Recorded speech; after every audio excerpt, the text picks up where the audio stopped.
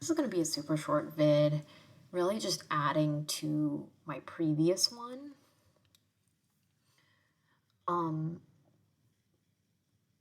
I realized that during times like these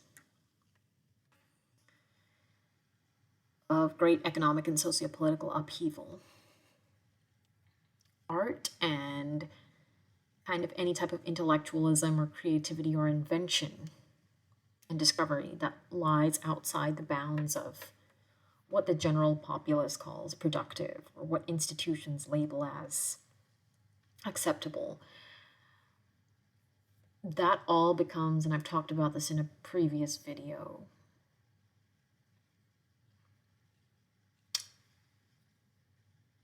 that all in bad faith ways becomes associated with, like, oh, only the rich can, or only people in a certain position can afford to do things like this, or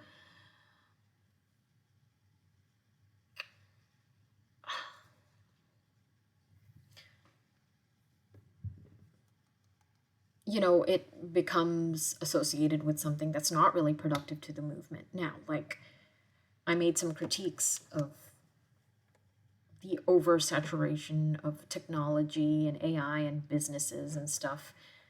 And I'll also admit there's an oversaturation in the music industry. And I won't get too much into that because I don't want to get canceled. But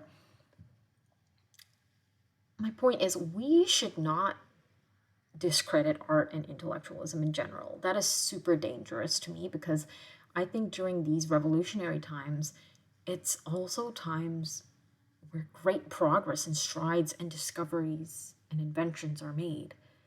And those of us who can should really try and take advantage of it, especially if schools and workplaces really just seem to be screwing us over financially, mentally, psychologically, spiritually, right? Like, it's like this, like, I want to come up with something on my own if nobody else is truly going to help me, right? So I wanted to name a couple of examples where there were very inventive and creative people who were a force of good during like World War I and World War II times. I'm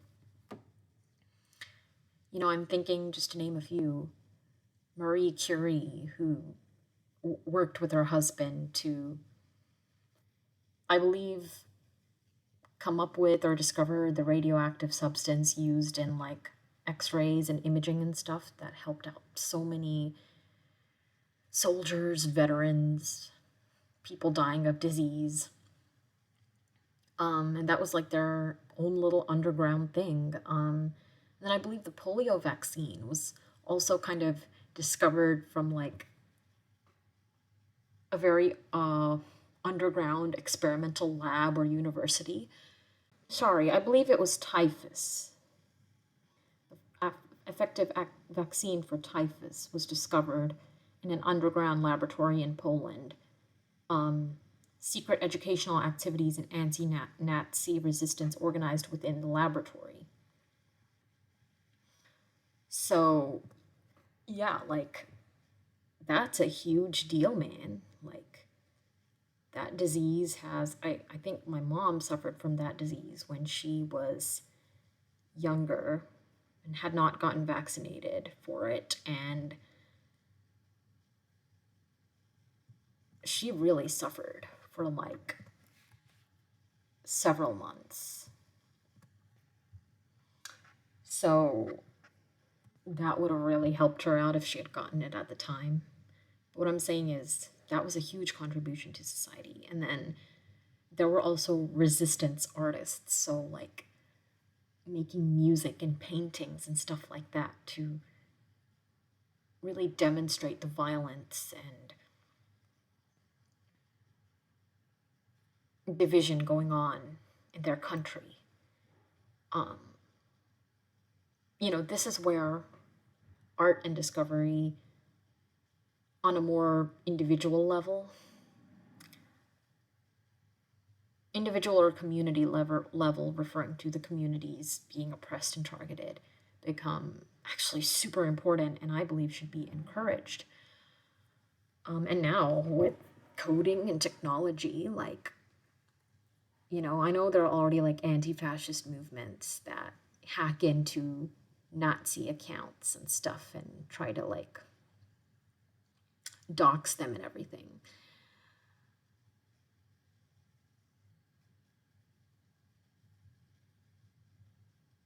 So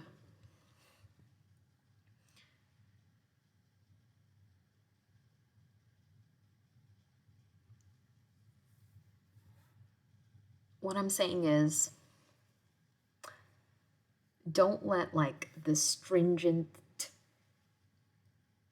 around times of upheaval, institutions, workplaces, societies, the law becomes super stringent about everything. And they, in all honesty, from what it seems like, whether it's back in Europe or here in the present day US, not only start covertly or even overtly targeting certain groups of people, but also limiting the range of academic discussion, limiting how much you can question things. And when you do try to question them, they use like bad faith arguments to make you seem like crazy or uneducated when even if you're being rightfully skeptical. And so, yeah, surviving revolutionary times, in my opinion, is always super contradictory. Like, you both have to be idealistic and part of a cause, but also be creative enough to, one, survive incredibly difficult times, and two, potentially come up with something new and be the person who ends up leaving a stamp in history without getting, and also keeping the concepts of love and hope and unity alive without getting completely burnt away or discredited by the opposing side. So it's all very contradictory, all very confusing, but once you figure it out, I think, there's some hope for us.